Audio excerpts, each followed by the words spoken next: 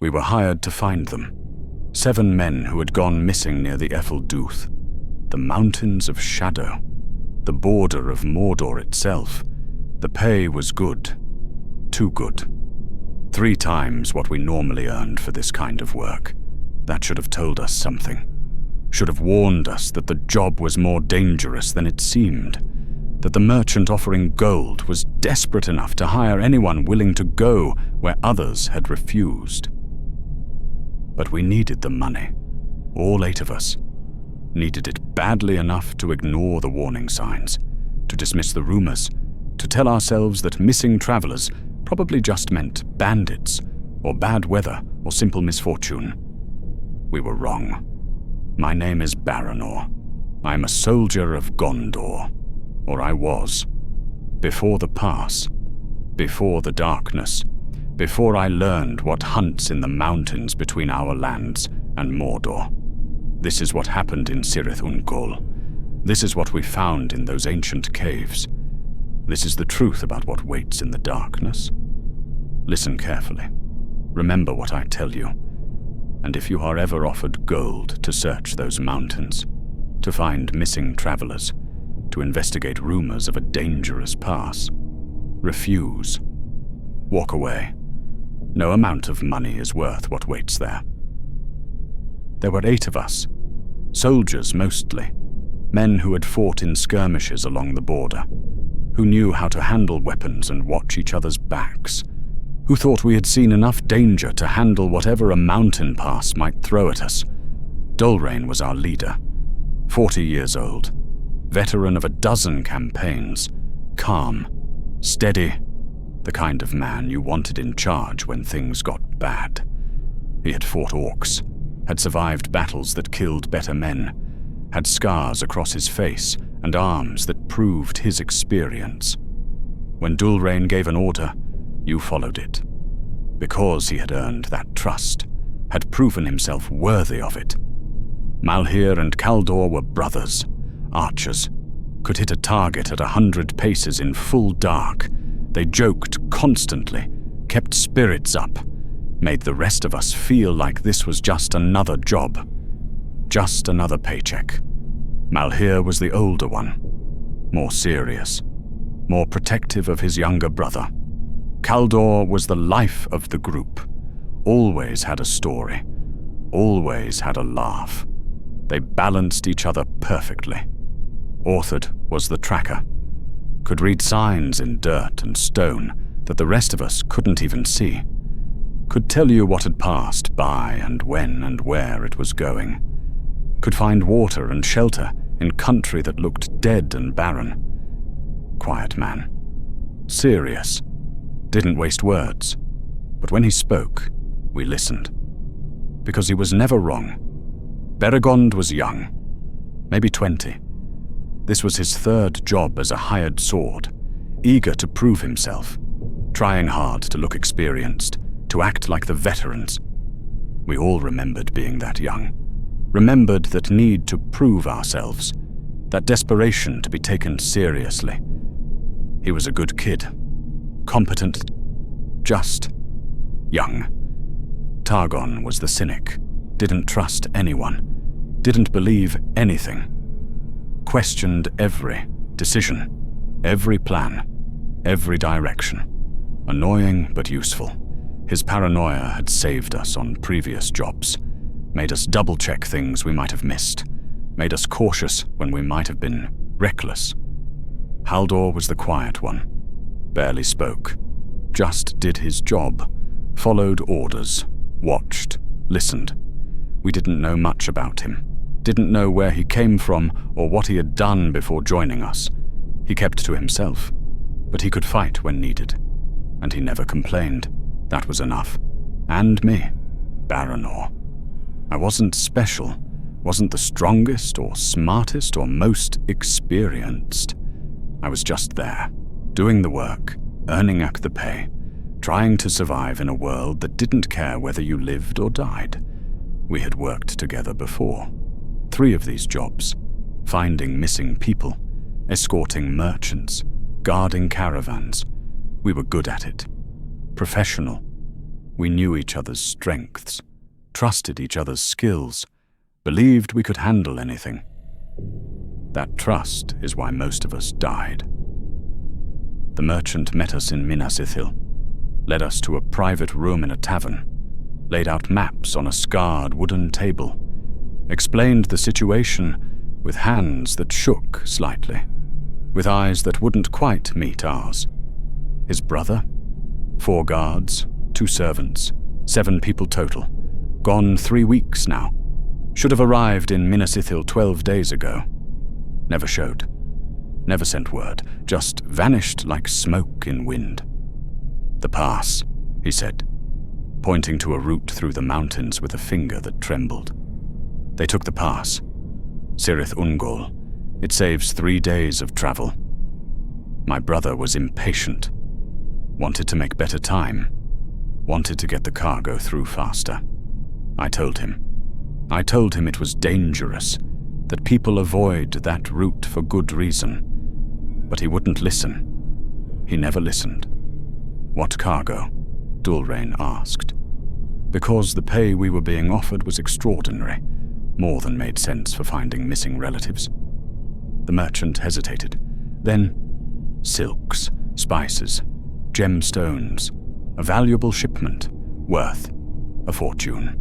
My brother was transporting goods for important clients, powerful clients, the kind who don't accept excuses or delays.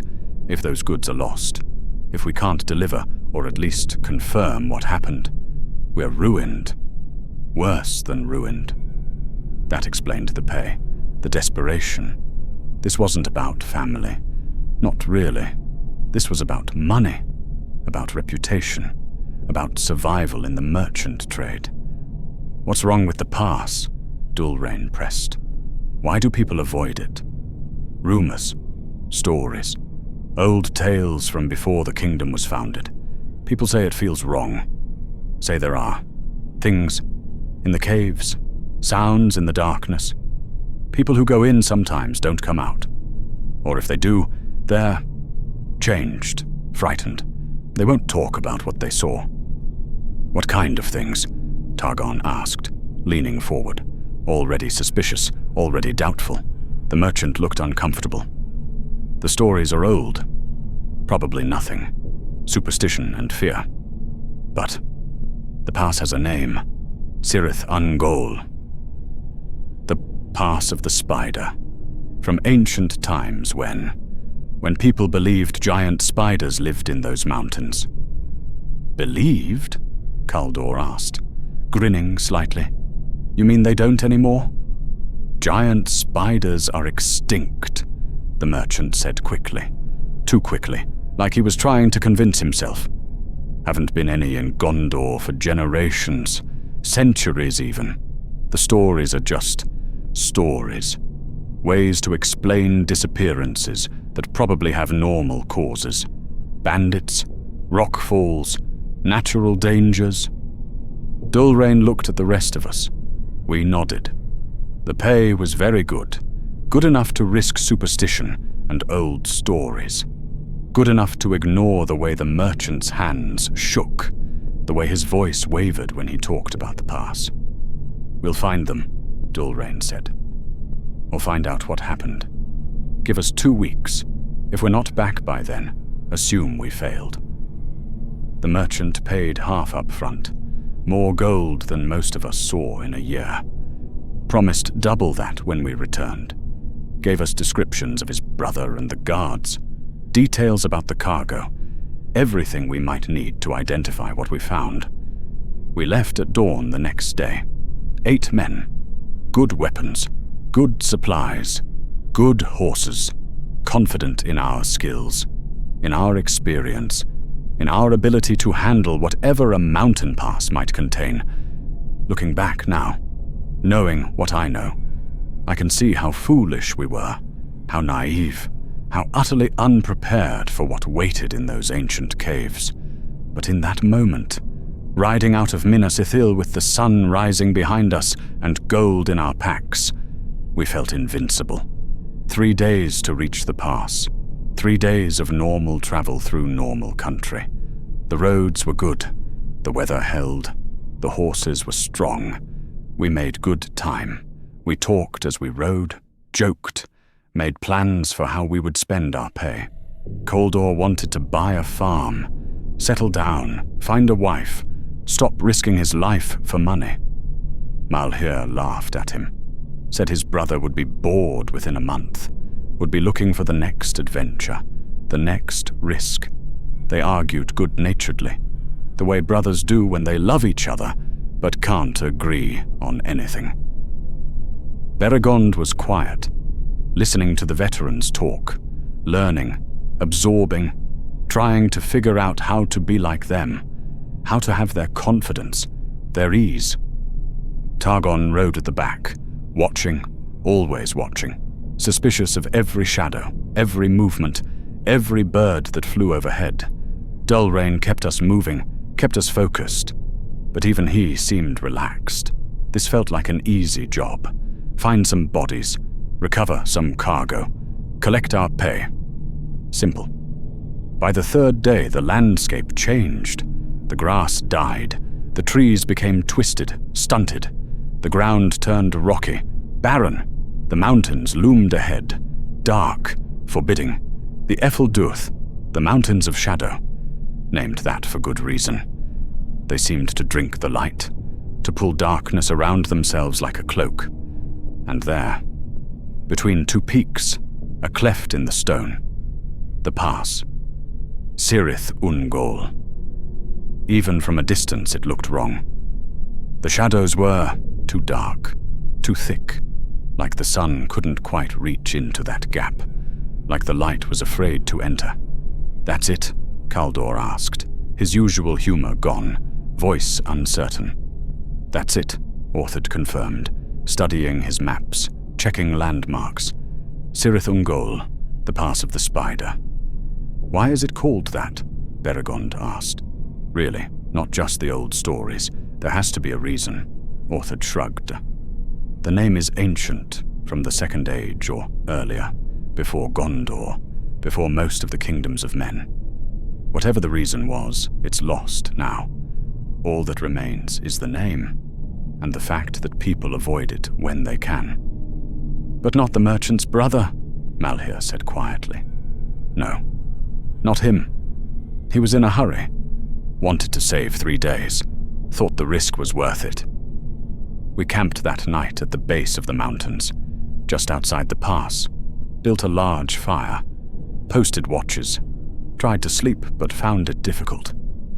The darkness felt heavier here, pressing. The stars seemed dimmer, the moon barely visible behind clouds that hadn't been there during the day, and the silence. That was the worst part. No insects, no birds, no animals. Just silence. Like everything alive had fled this place. Like nature itself knew better than to linger here. "I don't like this," Targon said during his watch, sitting by the fire, staring into the darkness. "This feels wrong. The whole place feels wrong." "Old mountains," Dulrain replied. "They all feel strange. You're imagining things." "Maybe. Or maybe there's a reason people avoid this place. Maybe the stories aren't just stories. You want to turn back? Leave the job unfinished?"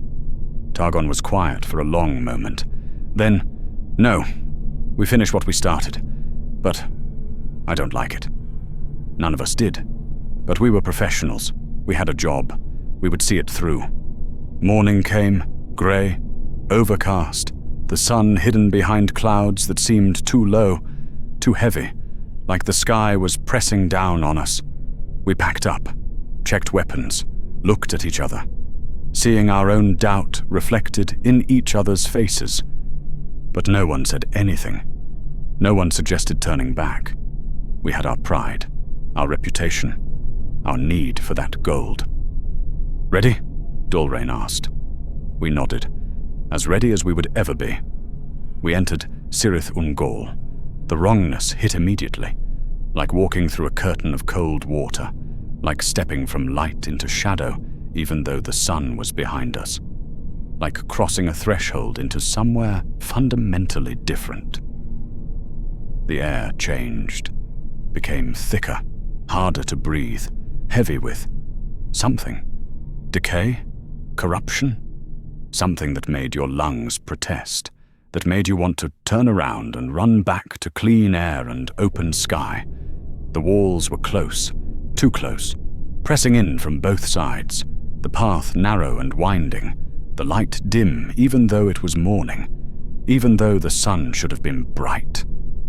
The shadows seemed darker here, deeper, like they had substance, like they could reach out and touch you. And the webs. Not everywhere. Not obvious at first. Just in corners, in crevices, strands of silk thicker than rope hanging from the ceiling, old, covered in dust and debris, probably ancient, probably from spiders that had died centuries ago. Probably. Stay close, Dulrain ordered, voice tight. All business now. Eyes open. Orthard, watch for signs of the caravan. Everyone else watch the shadows. Watch above. Watch everywhere. We moved in single file. Dulrain first, leading, then Orthard, eyes on the ground, reading, searching, then the brothers, Malhir and Haldor, arrows nocked, ready, then Baragond, sword drawn, hands shaking slightly, then Targon, moving stiffly, every muscle tense, then Haldor, silent as always, me at the rear, watching our backs, making sure nothing followed, nothing approached from behind. The horses wouldn't enter. We had to leave them at the entrance. They refused to take another step. Pulled, whinnied, showed the whites of their eyes. Animals know. They sense things we can't. They understood what we were walking into, even if we didn't. The path wound deeper, darker, the walls closing in further, the ceiling lowering, until we were almost crouching, almost crawling, moving through stone that seemed to press down, to squeeze, to trap. My shoulders scraped the walls, my head brushed the ceiling. The space was crushing, suffocating, and the darkness ahead seemed infinite, like we were descending into the earth itself, into places where light had never reached, where it was never meant to go. There, Orthard said suddenly, stopping, pointing. Wagon wheel, broken, splintered, lying against the wall. The wood was fresh, maybe 3 weeks old, the iron rim still bright, not rusted. They came this way, Dulrain confirmed, examining the wheel, running his hand over the brake. This didn't fall off. It was broken, smashed by something strong. We moved forward, found more, scattered supplies, a torn pack with contents spilled across the path, a broken sword with the blade snapped halfway up. Signs of passage, signs of struggle? Hard to tell. Could have been dropped in panic, could have been torn from someone's hands, could have been left behind when they ran. Blood, Orthard said, kneeling, touching a dark stain on the stone. Old blood. 3 weeks, maybe a little less. Human blood. How much? Dulrain asked. Not enough to kill, enough to hurt, enough to know something bad happened here. The path opened slightly, a wider section, almost a cave, a natural chamber in the mountain, large enough for all of us to stand upright, to breathe easier, to rest for a moment. Hold, Dulrain said. Orthard, check the chamber, make sure it's clear. Make sure nothing is waiting. Orthard moved forward, carefully, examining every shadow, every corner, every space where something could hide, looking for signs, for tracks, for anything unusual. Clear, he called after several minutes. Some old bones, animal bones, looks like. Goats, maybe. Could have been a den once. Something lived here, but nothing recent. Nothing dangerous. Just empty. We entered, spread out, took a moment to rest our legs, to catch our breath, to let our eyes adjust to the deeper darkness, to... Where's Haldor? Targon's voice, sharp, urgent, cutting through the relief of being in open space. We turned, looked, counted. 7 of us, 7 in the chamber. Haldor was gone. He was right behind me, I said, my voice sounding strange in the enclosed space, echoing slightly. Literally right behind me. I could hear him breathing, hear his footsteps. He was there. When did you last see him? Dulrain demanded, moving quickly, checking the entrance, the passage we had just come through. I don't know exactly. The passage was so narrow, so dark. I couldn't turn around to look. Maybe 2 minutes ago. 3. When we were in that tight section. I could hear him behind me, but I couldn't see him. There wasn't room. Everyone quiet, Dulrain ordered. Haldor, can you hear us? We listened, straining, hoping for an answer, for a voice, for any sound that meant he was alive, that he was close, that he was just lost, separated. Something normal, silence, complete silence. No response, no echo of a response, nothing. Call again, Dulrain said. Everyone, loud as you can. Haldor, we shouted, all of us, our voices overlapping, echoing through the chamber, down the passages, into the darkness. Haldor, where are you? Still nothing.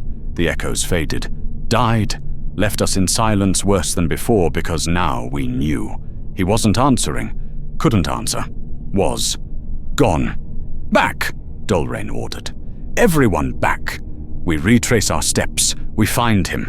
He has to be somewhere. People don't just vanish. We moved back, through the entrance, into the narrow passage we had just traversed, searching, calling his name, examining every inch of the path, looking for signs, for clues, for anything that would tell us what happened. Nothing. No sign, no trace, no blood, no body, no dropped weapon, no torn clothing, no scuff marks, no indication of struggle or violence or anything. The stone was bare, unmarked, like Haldor had simply ceased to exist, like he had been erased from reality, between one step and the next, between one breath and another.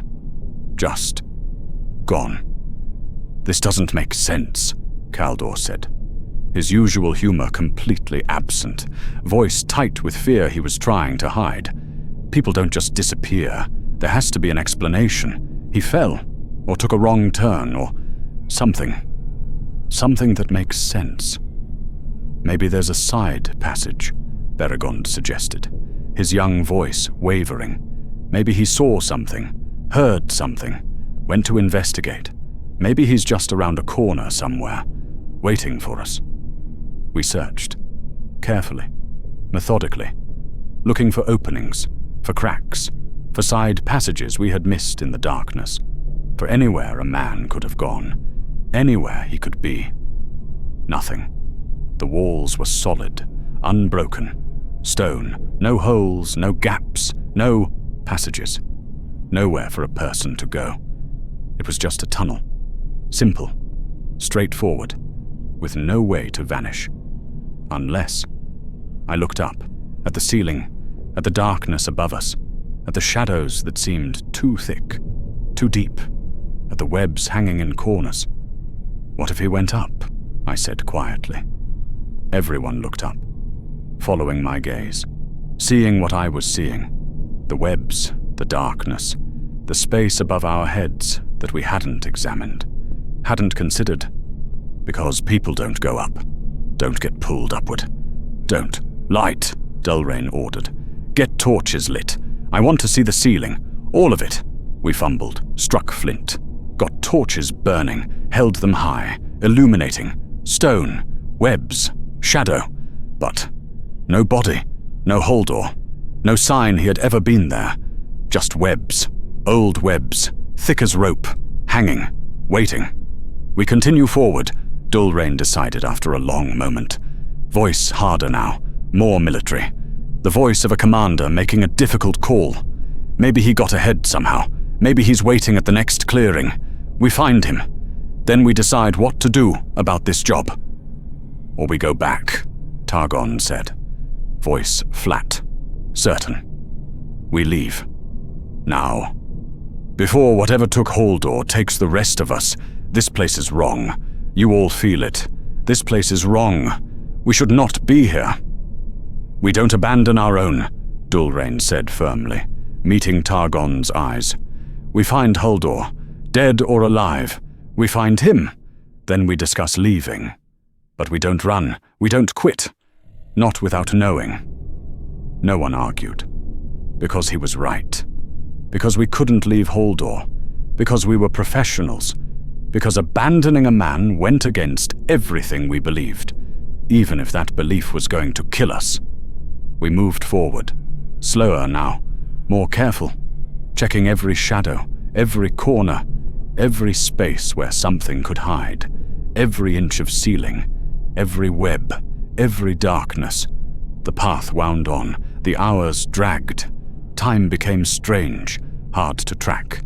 The darkness never changed, never lightened, never varied, just constant, oppressive, eternal. We lit more torches. The flames seemed smaller here, weaker, like the darkness was stronger, like it was fighting the light, smothering it, killing it slowly. Ahead, another clearing, larger than the first, high ceiling, multiple passages branching off, like a hub, a central chamber with exits in different directions. "We camp here," Dulrain decided, looking at our exhausted faces, at the fear in our eyes, at the way we kept glancing at the shadows. "Post watches. Rest. In the morning we searched the side passages. Haldor might have taken a wrong turn. Gotten lost." None of us believed that. But we needed rest. Needed to stop moving. Needed to pretend for a moment that we weren't trapped in darkness with something that could make men vanish without sound or struggle. We built a fire in the center of the chamber. Large fire. Using the supplies we had brought, letting the flames push back the darkness, creating a circle of light, of warmth, of safety, of lies. Because we weren't safe. We just needed to believe we were for a few hours. Needed that lie to keep us sane. We posted 2 guards, 4-hour shifts, 2 men awake, 6 sleeping. Never alone, never without someone watching, never vulnerable. First watch was Dulrain and Malhir. I tried to sleep, wrapped in my bedroll, lying on cold stone, staring at the darkness beyond our firelight, trying to close my eyes, trying to rest. I couldn't. None of us could. I heard the others shifting, restless, breathing too fast, too shallow, the breathing of men who were afraid but trying not to show it. The darkness beyond the fire felt alive, like it was watching, waiting, breathing, like it had substance, weight, presence, like something massive was out there, in the shadows, just beyond sight, observing us with patience that was more terrifying than any immediate threat. I could hear things, faint, distant. Maybe imagination, maybe real, hard to tell. Clicking, no, tapping, like hard things on stone, like claws or many legs, moving, slowly, deliberately, circling, always circling, never coming close enough to see, never far enough to stop hearing.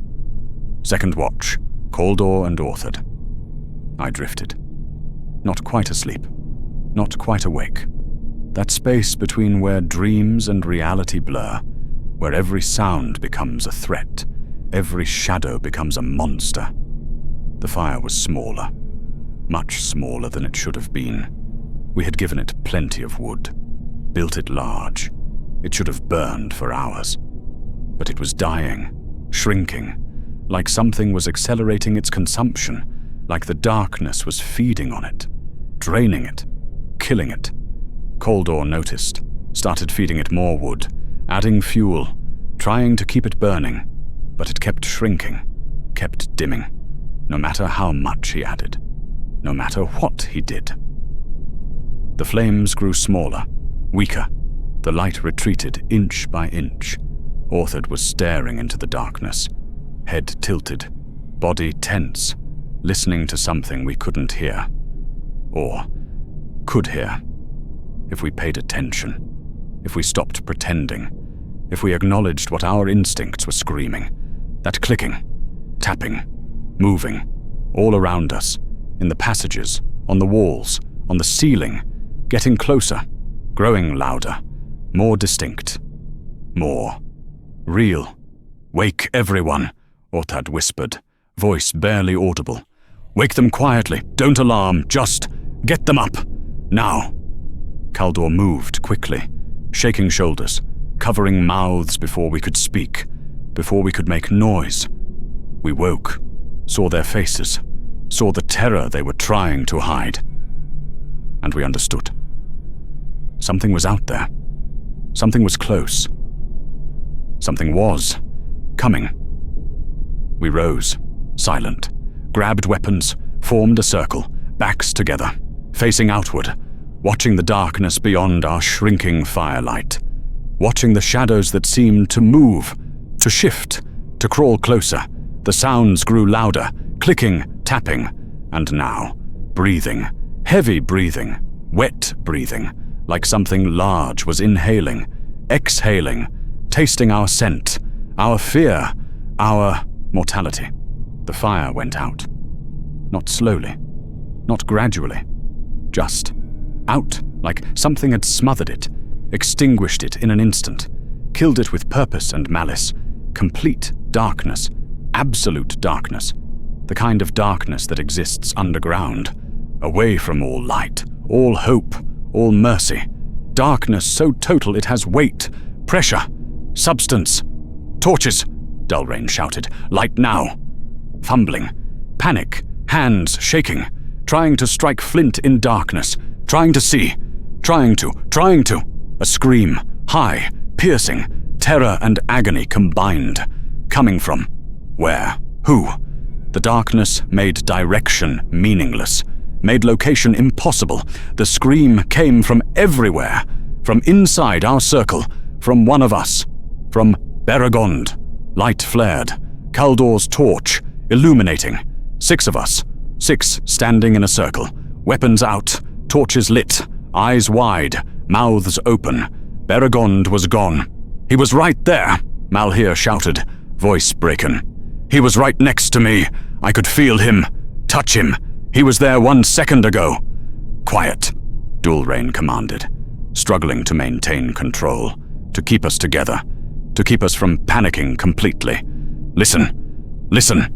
We listened, heard, dragging, something being dragged across stone, cloth scraping, body being pulled, away from us, into the darkness, into one of the passages, getting fainter, getting distant, and sounds, wet sounds, chewing sounds, breaking sounds, sounds that told us exactly what was happening to Baragond, what was being done to him, in the darkness, just beyond our sight.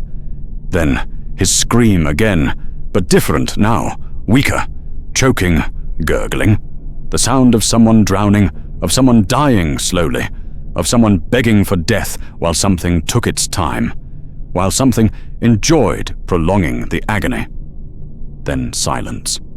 Baragond was gone, dead, taken, consumed, in the space of seconds, while we stood right next to him, while we held weapons, while we thought we were ready. "What? What is this?" Targon said. The cynic, the paranoid one, the one who was always suspicious. Now he just sounded broken, terrified, lost. "We leave," Dulrain said, voice tight but controlled, still leading, still trying to get us out alive. "Now. We leave now. Back the way we came. We get out of this place. We run if we have to. But we move." No one argued. We moved, fast, together. Torches high, weapons ready. Back toward the entrance, back toward daylight, back toward safety, back toward air that didn't smell like death and webs and ancient evil. The passages twisted, turned. We followed, retracing steps, finding our way, using the marks Orthad had left, the scratches on stone, the broken rocks, the signs that would lead us out, getting closer, almost there, almost free, almost. The path was blocked. Webs, fresh webs, thick as rope, layered, dense, completely sealing the passage, sealing our escape route, trapping us, like something had known we would try to leave, had prepared, had cut off our exit while we slept, while we rested, while we thought we were safe. "Cut through!" Dulrain ordered, voice steady despite the horror in his eyes, despite knowing what this meant. Malhir stepped forward, raised his sword, slashed at the web. The blade cut. The web parted, revealed. More web, layer after layer, like it went on forever, like it was infinite, like no amount of cutting would get us through. And it was sticky, clinging. The sword stuck. Malhir pulled harder. The blade came free, but web came with it, strands clinging to the blade, to his hand, to his arm, like it was alive, like it wanted to catch him, hold him, bind him. He tried to wipe it off, used his other hand, but it just spread, stuck to that hand too, to his chest, to his face. The more he fought it, the more it caught him, the more it covered him, the more it wrapped him. "Stop," Orthid said urgently. "Stop moving. You're making it worse.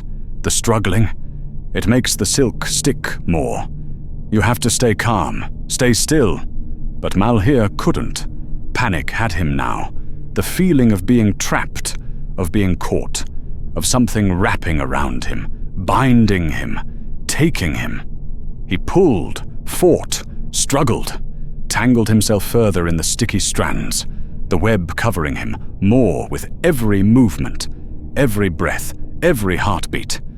And then, from behind the web, from the other side, from the darkness beyond our sight, something pulled, hard, fast, with strength that was impossible, that was wrong, that belonged to nothing natural, nothing human.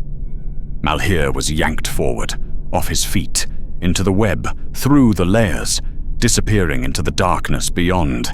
His scream cut short, choked off, ended with horrible finality.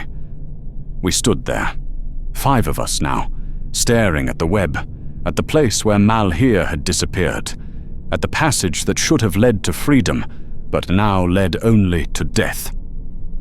Haldor made a sound. Not a word, not a cry, just a sound, raw, broken, the sound of a man watching his brother die, his older brother, the one who had protected him, who had always been there, who had promised their mother they would both come home. He was gone now, taken, dead, and Haldor was alone. "The other passages," Dulrain said quietly, putting a hand on Haldor's shoulder, anchoring him, keeping him from following his brother into that darkness. "We try the other passages, find another way out. There has to be another exit. Mountains always have multiple paths. We just have to find one." We turned, ran back to the central chamber, our camp, our fire that had died, chose a different passage, followed it, hoping, praying, desperate. It led, deeper, not up, not out, deeper into the mountain, darker, narrower, worse. We tried another, same result. Deeper, darker. All paths led inward, none led out. We were being herded, driven, pushed deeper into the mountain, into the darkness, into whatever waited there, like rats in a maze, like prey being guided toward the predator. "It's playing with us," Targon said. Voice hollow, empty of everything except exhausted terror. "Whatever this is, it's not just killing, it's playing, having fun, enjoying this." No one disagreed, because he was right. This wasn't random predation. This wasn't simple hunger. This was deliberate, calculated, cruel. This was something intelligent, something that understood fear, that fed on it, that savored it. We found another chamber, had no choice, couldn't stay in the passages, needed space, needed room to see, room to fight when it finally came for us, because it would come. We all knew that now, knew this was not a question of if, but when. Not escape, but how long we could last before the darkness claimed us all. This chamber was different, larger, higher ceiling, and occupied. Bodies hanging from the ceiling, wrapped in silk. Cocoons, dozens of them, scores of them, hanging like grotesque fruit from stone branches that weren't branches, that were just more web, more silk, more evidence of long predation, old ones, dusty, desiccated, mummified by time and whatever process had drained them, and new ones, fresh, still, some moving, some still alive. "Cut them down," Dulrain ordered, voice tight. "Check for survivors. Anyone still alive. We save who we can." Haldor and I approached, carefully, watching the shadows, watching the ceiling, watching for movement, for attack, for the thing that had created this larder, this storage chamber, this gallery of death. We reached the nearest cocoon, the one that moved, that struggled weakly, that made sounds, muffled sounds through thick silk. I cut the strands, peeled back the layers, saw Baragond, still alive, barely. His face, oh gods, his face. The skin, melted, burned, like acid had been poured on it, like something corrosive had touched him, eaten him, dissolved him while he was still conscious, still aware, still feeling every second of it. His eyes, where his eyes should have been, just holes, empty sockets, red, raw, weeping fluid that wasn't quite blood, not quite anything human. He made sounds, not words, no tongue left to form words, just pain. Pure pain given voice, agony that had no shape, no meaning, just endless suffering.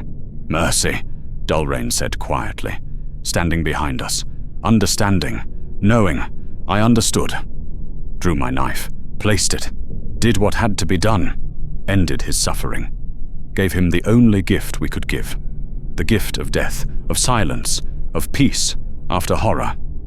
Haldor was checking others, the other fresh cocoons, cut one open. Found. One of the missing caravan guards, 3 weeks dead. Dried out, empty, like all the moisture had been sucked out, like he had been drained completely, leaving only husk, only shape, only memory of what had been human. Another cocoon, another caravan member. Same state, dead, drained, empty. We weren't finding survivors. We were finding a larder, a food storage, a place where something kept its prey, alive, until it was ready to feed, until it wanted fresh meat, fresh blood, fresh terror. "We need to leave," Orthad said, voice shaking, control finally breaking.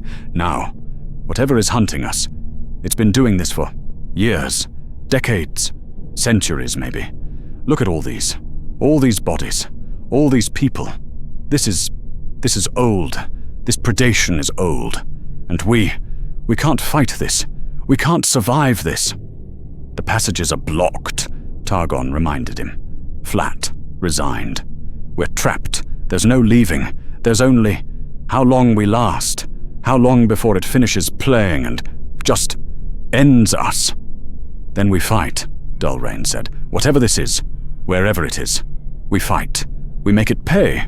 We don't just give up. We don't just wait to die." "You can't fight what you can't see," Haldor said. Voice dead. Empty.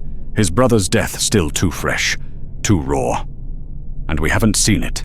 We've just seen evidence, signs, results, but not IT, not the thing that kills." As if in answer. A sound above us, on the ceiling, in the darkness beyond our torchlight. That clicking, tapping, moving. But different now. Closer, louder, more deliberate, like it was done hiding, done playing from shadows, ready to reveal itself. We looked up, saw. Nothing at first, just darkness, shadow, but movement. Something moving, something large, shifting position, repositioning itself, coming into view, letting us see, letting us understand, letting fear bloom fully before the killing began. "Show yourself," Dulrain shouted.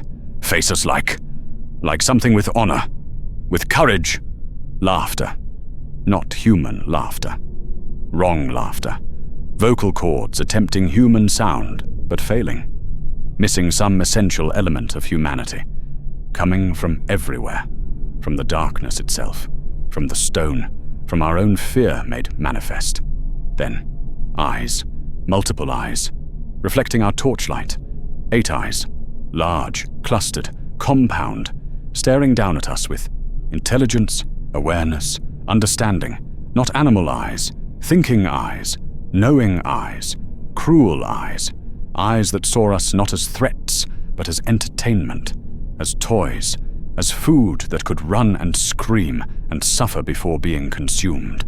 And beneath the eyes, mouth, mandibles, calyxery, dripping, venom, saliva, something wet, something wrong, something that smelled like nothing natural, like corruption made liquid.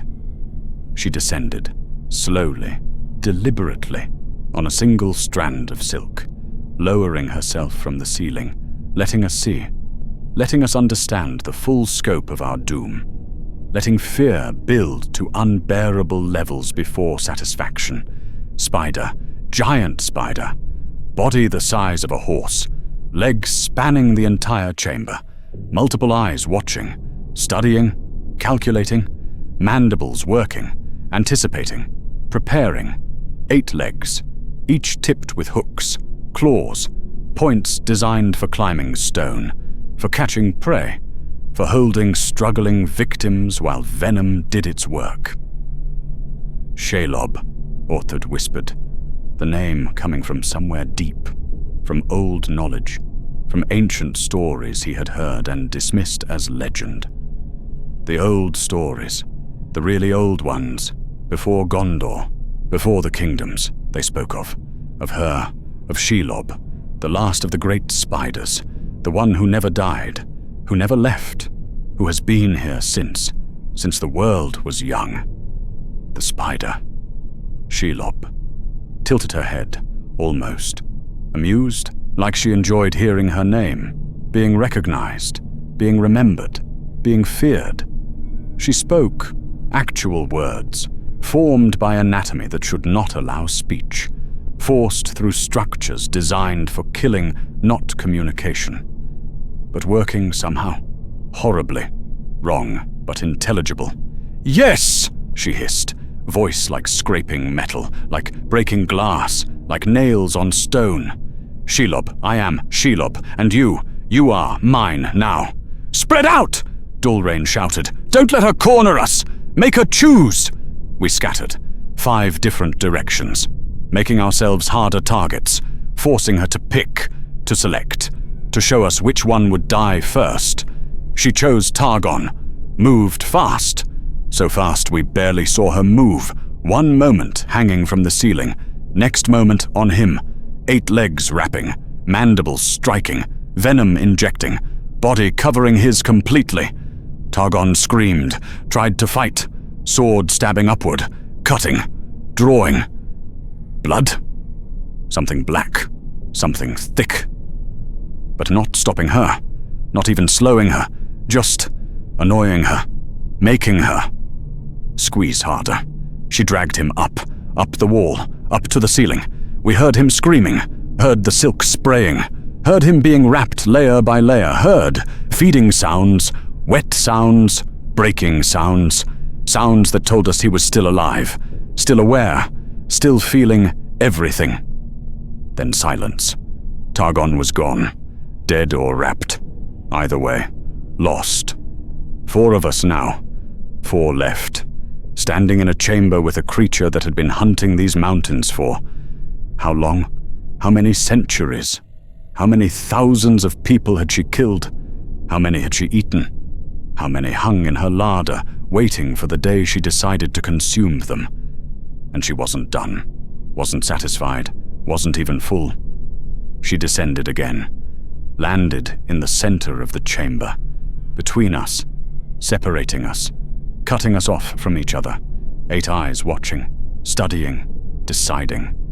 Which next? Which would scream loudest? which would taste best, which would provide the most entertainment. "Run," she said in that horrible voice. "I like when they run. Makes it better.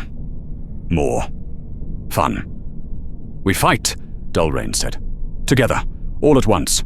We overwhelm her. We charged, 4 directions simultaneously, 4 weapons, aiming for the body, for the legs, for the eyes, for anything that might be vulnerable, anything that might hurt her, kill her, stop her." She moved, spun, fast, too fast, one leg striking, knocking Orthid aside like he weighed nothing, sending him flying into the wall. Another leg catching Haldor, wrapping, lifting, web spraying from her spinnerets, catching his sword arm, binding it, pulling. I got close, stabbed upward, my blade sinking into her abdomen, deep, through that black carapace, into soft tissue beneath. Should have been fatal. Should have killed her. Should have ended this.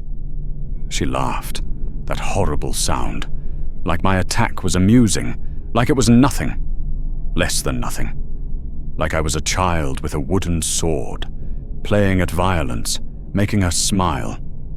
She backhanded me, not with a leg, with one of her pedipalps, the smaller appendages near her mouth, like an arm, like a person would swat a fly.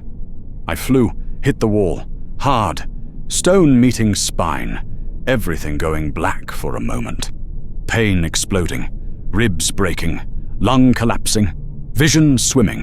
When it cleared, when I could see again, when I could breathe, barely, I saw Orthid, wrapped, struggling, being pulled up to join Targon, to join the larder, to join everyone else she had taken, his screams echoing, then muffled, then silent as silk covered his mouth, his face, his everything. 3 of us. Me, Dulrain, Haldor. Shelob looked at us, those 8 eyes studying, evaluating, deciding who would entertain her next, who would die next, who would suffer most. "The strong one," she said, looking at Dulrain, at the leader, the veteran, the warrior, him, first, save the weak, for after, they taste better. When afraid, when broken, she charged. Dulrain met her, sword cutting, stabbing, shield blocking, fighting with everything he had. Decades of experience, countless battles, every skill, every technique, every ounce of strength and will and determination. It didn't matter. She was faster, stronger, older, more experienced. She had been fighting since before his kingdom existed, since before his people had language, since darkness first walked the world. She pinned him, mandibles striking, venom flowing. He spasmed, tried to fight, tried to move, but the poison was already working, paralyzing, stopping, killing slowly while keeping consciousness, keeping awareness, keeping ability to feel pain while removing ability to resist. She didn't wrap him, didn't save him, just fed, right there, in front of us, mandibles working, dissolving, consuming, letting us watch, letting us see what would happen to us, what she would do, how we would die. When she was done, when Dulrain stopped moving, stopped breathing, stopped being anything except meat. She looked at us, me and Haldor. 2 left, the weak ones, the ones she was saving, playing with, enjoying. "Run," she said again. "Please run, I need to hunt, before, the final, meal." Haldor ran, grabbed his torch, sprinted for a passage. Any passage, away, just away, anywhere but here with this thing, this monster, this death-given form. She laughed, followed, slowly, taking her time, letting him get ahead, giving him hope before crushing it, before catching him, before doing whatever she would do. I couldn't run. My ribs were broken, shattered, lung collapsed, leg twisted, barely able to stand, barely able to breathe. Each breath agony, each movement torture. I was going to die here. was certain of it, was already dead, just hadn't stopped moving yet. But I wouldn't die like this, wouldn't sit, wouldn't wait, wouldn't give her satisfaction. I looked around, desperately, for anything, any escape, any way out, any. There. A crack in the wall, small, narrow, maybe a foot wide, leading, somewhere, anywhere, away. Too small for her, just barely large enough for me. If I squeezed, if I tried, if I was willing to destroy myself trying, I crawled, dragging myself, broken ribs grinding, lungs screaming, leg useless, just arms pulling, hauling, inches at a time, behind me, screaming, Haldor screaming, his voice, then silence, then nothing. I reached the crack, squeezed into it, shoulders scraping a stone, chest compressing, broken ribs tearing further, agony, pure agony, but moving, pushing, getting through, almost stuck, couldn't breathe, couldn't expand chest, stone pressing, crushing, no air, no space, just pressure and darkness and dying. Then, wider, the crack opened into a passage, tiny passage, but passable, barely. Behind me, clicking, tapping. She had returned, had finished with Haldor, was coming for me, was following my blood trail, my scent, my fear.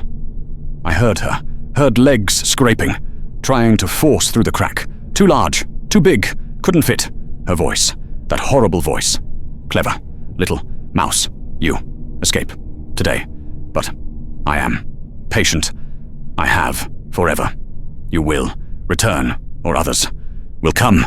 They always come, and I will be waiting, always waiting. I crawled through the tiny passage, following it blindly. It had to lead somewhere, had to. Light, ahead, faint, distant, but real. Daylight, the sun, open sky. I crawled faster, ignoring pain, ignoring everything. Just that light, that promise, that hope. The passage opened, onto a ledge. Mountainside, outside the pass, outside her lair, outside the darkness. I collapsed, on stone, under sky, breathing air that didn't smell like death, like webs, like ancient evil. I was out, alive, alone. Everyone else was gone, dead, all of them. The 7 men I had trusted, the friends I had fought beside, the brothers, the veterans, the young man eager to prove himself, all gone, all taken, all consumed by something that should not exist, something that had no right to walk the world, something that had been killing for thousands of years and would keep killing for thousands more. I made it back to Minas Ithil eventually. Took days, barely alive, barely conscious. The merchant saw me, saw my face, paid me anyway, closed the pass, put up warnings, but I know she is still there, still waiting, still patient, still ready for the next fool who thinks they can take the shortcut, who thinks the stories are just stories. She is real, she is eternal, and she is hungry. This is my warning. Never enter Cirith Ungol. Never take that pass. Never believe you are strong enough, or smart enough, or lucky enough. You are not. No one is. She has been there since before memory, and she will be there long after we are dust. Remember that, and choose another path. If you enjoyed this tale from Middle-earth, please subscribe to Whispers from the Shire. There are countless stories of ordinary people who faced extraordinary evil, who survived impossible encounters, who lived to warn others. Subscribe and journey with us through the darkest corners of Tolkien's world.